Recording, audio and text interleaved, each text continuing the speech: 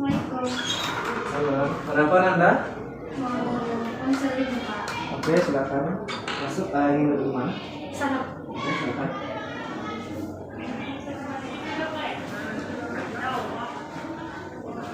Baik, sebelum kita lakukan konseling, bagaimana kabarnya? Alhamdulillah baik Pak. Nah, kita mulai perkenalan dulu ya. Dari Bapak dulu atau dari Anda? Bapak. Dari Bapak ya. Baik, kenalkan nama Bapak Riki Saputra, bisa Anda panggil Pak Riki. Nama saya Sanabila, bisa dipanggil Elsa Pak. Elsa. Elsa tuh apa itu konseling? Belum tahu Pak. Oke, konseling itu ya salah itu layanan bantuan BK yang diberikan pada seseorang yang ingin permasalahannya cepat selesai, ingin mencari solusi dari permasalahannya Sa. Dan untuk sistem atau tata cara berlakunya konseling itu seperti saat ini kita sering berhadapan satu sama lain. Nah, dan untuk konseling ini itu ada dua komponen Sa. Pertama itu ada konselor, ada klien. Yang mana konselor ini orang yang mendengarkan cerita atau masalah dari orang yang disebut dengan klien ini. Sedangkan klien adalah mereka yang mencari solusi dari permasalahannya. Ya. Nah, di sini ada 4 asas Esa dalam konseling ini. Pertama itu asas keterbukaan, yang mana klien itu menceritakan masalahnya secara terbuka, tidak ada yang ditutup-tutupi. Karena jika ada yang ditutupinya sedikit saja, masalahnya itu tidak akan terselesaikan. Karena solusinya itu di awang-awang lah, nggak bisa dimaksimalkan. Nah, yang kedua ada namanya asas kenormatifan, yang dimana kenormatifan ini di sini Elsa itu menceritakan masalahnya secara aktif. Apa masalah yang saya ceritakan itu yang saya beritahukan kepada Bapak. Yang ketiga ada namanya asas kesukarelaan. Elsa mengikuti konseling ini secara sukarela atau terpaksa? Sukarela. Ya. Lalu kita ke asas yang terakhir keempat, itu asas kerahasiaan. Yang mana asas kerahasiaan ini apa permasalahan yang Elsa alami itu tidak akan Bapak ceritakan kepada orang lain, kecuali Elsa mengizinkan beritahu kepada orang lain, barulah Bapak beritahu kepada orang lain. Tapi jika tidak, yang tahu hanyalah kita berdua. Iya Pak. Oke, sampai sini paham Elsa? Oke, boleh saya ceritakan permasalahan yang Elsa alami? Kayak orangnya udah ilfil sama sesuatu Pak. Terus kayak karena baru berbicara di depan orang yang banyak, Elsa tuh bakal ngerasa kayak deg-degan, kayak banyak pikiran yang lain gitu Pak, kayak takut diomongin orang, kayak bakal dijelekin orang. Nah terus Elsa tuh juga punya perasaan yang kayak pokoknya udah dijadiin sesuatu nih Pak, kayak misalnya hari ini mau pergi ke suatu tempat, tapi dibatalin karena sesuatunya dia tuh bakal merasa sedih sampai beberapa berhari-hari. Terus Elsa juga orang yang kayak gampang kepikiran gitu Pak. Misalnya Elsa tuh hari ini ada masalah sama seseorang, nah itu tuh bisa kepikiran sampai beberapa bulan gitu Pak, sampai orang-orang tuh benar sampai Elsa ngerasa kayak ngeliat sikap orang itu kayak misalnya orangnya beda gitu kan Pak, perasaan sikap orang itu ke Elsa. Jadi Elsa tuh ngerasa kayak Elsa salah nggak ya gitu, jadi kayak merasa kayak overthinking banget gitu. Nah, dari permasalahan yang saya alami, Pak ada beberapa pertanyaan nih. Yang pertama, Elsa udah berapa kali naik kamu? Dulu waktu SD lumayan sering Pak, cuma kayak karena habis waktu corona itu kan kita stay di rumah nggak pernah keluar, jadi kayak habis itu sih Pak yang udah kayak gemetar gitu, kayak takut buat tampil di depan orang. Karena itu ya, karena COVID itu ya, jadi jangan kamu lagi ya. Oke, dan apa yang kedua, ini terkait dengan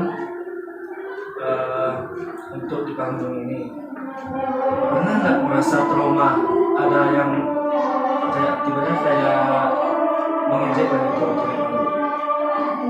kayak bilangnya kayak turun gitu. Nggak pernah sih Pak, cuma masa pemikirannya kayak kesana aja terus Pak. Lalu apa yang ketiga, saat ini mengenai janji yang saya bilang ke teman itu ya, janjinya saya pernah nggak misalnya ya saya tidak bisa dapat janji itu, pernah nggak bilang kayak akan dapat, insya Allah mendapatinya di lain waktu atau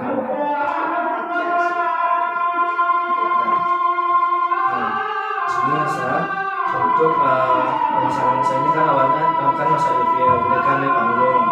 Dan juga sampai panggung itu takut dibicarakan gitu ya, kayak yang membicarakan itu. Lalu pada saat berjanji dengan orang lain itu misalnya nggak tertepati itu merasa bersalah ya. Nah, sini salah. Bapak pernah mengalami yang salah juga. Nah, ini mengenai panggung. Sebenarnya bapak pun atau sekolah dulu atau di panggung itu nggak grogi ya sah. Dimana memangnya kadang tangan bapak yang pada bapak bagian atas ini memang kayak tegar itu kan. Tapi itu panggung itu kaki gemetar ya sah. Sebelum gemetar itu, apalagi misalnya dulu di surau ini ada itu sebelum sholat zuhur ada misalnya kayak penyampaian ceramah dulu. Nah, waktu itu bapak sering disuruh mengasihkan materi ceramah. Dibilang gemetar, ya gemetar. Dibilang takut kayak dijadikan bahan olok-olokan sama teman-teman, ya juga. Tapi mau gimana lagi, itu memang sudah guru minta tolong dan juga bapak pun juga bersedia karena itu menyangkut dengan keagamaan.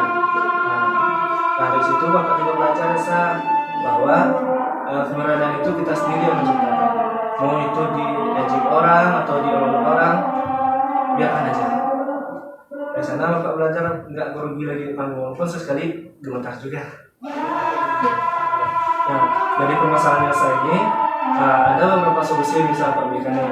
Yang pertama terkait dengan di panggung.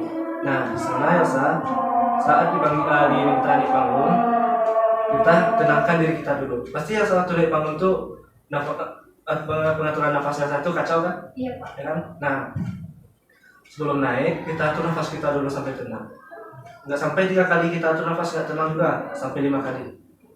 Nah, ditambah misalnya nggak tenang juga pengaturan nafas kita tanamkan dalam pikiran kita, aku bisa, aku bisa, aku bisa, aku bisa. Karena perkataan orang yang kita ucapkan itu sinkron dengan otak kita. Nah, dimana seperti kayak misalnya fixed mindset kita itu kita pikir nggak bisa. Nah, kita akan stuck di sana terus kalau kita pikir nggak bisa. Nah, makanya kita dari fixed mindset kita harus masuk ke grow mindset, yang mana aku bisa, aku bisa. Nah, kita juga harus percaya diri. Karena timbulkan pertanyaan dalam diri kita, kenapa aku yang dipilih untuk maju? Nah, jawabannya karena memang hanya kita yang bisa. Kalau nggak kita siapa lagi? Nah, yang solusi yang kedua ini mengenai sinar panggung juga. Nah, misalnya di atas panggung ya sama si grogi, gemetaran gitu. Nah, nggak apa-apa, berhenti aja bisa sebentar, baru 3 detik. Nah, ambil nafas dalam-dalam, hembuskan lewat mulut. Nah, setelah itu baru silakan dilanjutkan lagi. Apa yang misalnya singkatannya kayak penyampaian materi lah di panggung gitu kan. Nah, silakan sampaikan lagi materinya saat kita udah merasa tenang. Nah, kalau misalnya lalu ada kayak mereka ini yang kayak menertawai kita, misalnya kayak menyoraki kita turun gitu, nggak usah didengarkan. Sebenarnya itu kayak mereka tuh kayak iri sama kita itu. Mereka nggak bisa, kita bisa. Nah, untuk yang ketiga ini ya, solusi yang ketiga, mengenai janji. Nah, misalnya berjanji dengan teman. Misalnya kalau turun hujan, misalnya hujannya lebat, nggak bisa kita keluar. Nah, kita bilang sama teman kita, maaf ya nggak bisa keluar karena hujan ini. Insya Allah lain hari akan ditepati janjinya. Nah, pokoknya ada komunikasi kita sama teman, itu insya Allah akan respon mereka juga baik.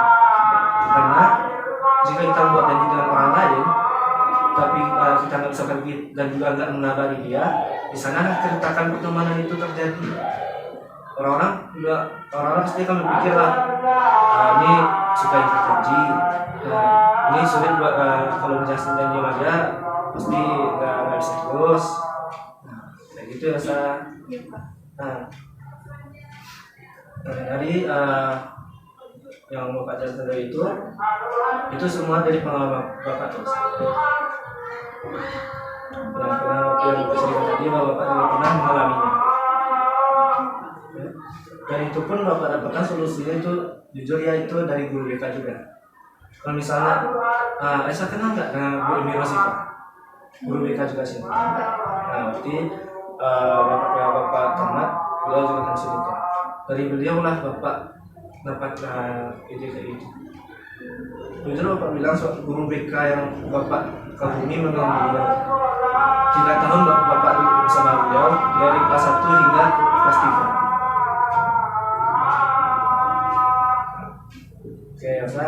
Nah, maksud kita dari untuk konseling ini apa yang saya salah dari konseling ini apa pemahaman yang saya dapat? Nantinya Elsa bakal kayak lebih percaya diri lagi kayak di sebelum tergantung kalau misalnya kita masih merasa grogi kita ambil nafas 3 kali, kalau nggak bisa sampai 3 kali sampai 5 kali, terus harus nanamin dalam pikiran itu aku bisa, dan harus ubah pemikiran dari fixed mindset ke raw mindset. Nah terus kalau misalnya udah sampai di depan masih juga grogi, tahan dulu beberapa detik, ambil nafas, terus tanami juga dalam pikiran kenapa harus kita yang dipilih, karena kita itu yang cuma kita yang bisa. Terus kalau misalnya ada orang atau teman yang ngejek kita, itu tuh berarti dia iri sama kita karena kita tuh bisa sedangkan dia enggak. Terus sama yang sama janji sama teman itu, kalau kita banyak komunikasi kayaknya bakal dimaafin. Nah, setelah pemahaman, nah, bagaimana perasaan sama putri konseling ini? Lebih lega sebenarnya gitu, Pak. Kayak ada yang kebuka. Oke, terus, nah, untuk konseling ini apa ya? Sebenarnya apa yang kalian lakukan setelah konseling ini? Terus bakal lakuin karena saran dari Bapak tadi itu Pak. Konseling ini bakal saya lakuin dan bakal saya terapin dalam hidup saya. Kapan akan lakukannya? Habis konseling ini Pak. Nah, untuk hasilnya, kapan akan Bapak terima? Sekitar 2, 3, atau 4 hari lagi. Oke, hasilnya Bapak terima ya, 2, 3, atau 4 hari lagi ya. Nah, tidak terasa nih Elsa, karena waktu Zuhur pun juga sudah masuk. Nah, Bapak harapkan Elsa dapat permasalahan Elsa ini dapat terselesaikan dengan baik. Baik itu dari solusi dari Bapak maupun nantinya misalnya Elsa juga mendapatkan solusi dari yang lainnya juga. Ya, sebentar lagi juga tamat. Kita sudah konseling kita Elsa. Ya, Pak. Terima kasih ya Pak untuk konseling hari ini.